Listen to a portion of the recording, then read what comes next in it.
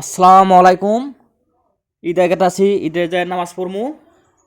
এই যে আমাদের গ্রামের পরিবেশটা দেখেন, কি সুন্দর পরিবেশ। এখনকার মানুষ একটাও নয়, সব গেছে নামাজ পড়বার। এই দেখেন আইসা পড়লাম, ঈদে আইসা পড়লাম, নামাজ পড়বো। অনেক মানুষ দেখেন, কত মানুষ, শ মানুষ। নামাজ পড়া বাজে।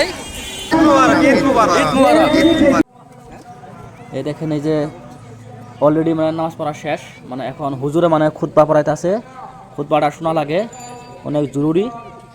দেখেন কত মানুষ, কমসে কম 4-5 হাজার মানুষ আছে একলগে। নামাজ পড়ছি, আর এখন খুতবা পড়াইতে আছে। নামাজ পড়া এখন শেষ। নামাজ পড়ে এখন যার যার বাড়ির দিকে চলে যাব। আমরাও এখন চলে যাব। আজকের দিনটা খুব সুন্দর দিন দিছিল, রোদও আসিল না, বৃষ্টিও আসিল না, খুব ভালো দিন আছে। যাই হোক, আল্লাহ তাআলা নামাজ পড়ার সুবিধা দিয়েছে।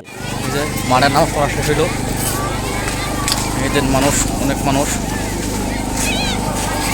কমসে কম 15-16 হাজার মানুষ হয়েছিল।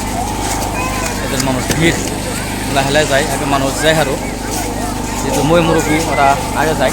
আমরা ফুলাফান মানুষ তো অনেক রোজা হামু, মানুষ যায়।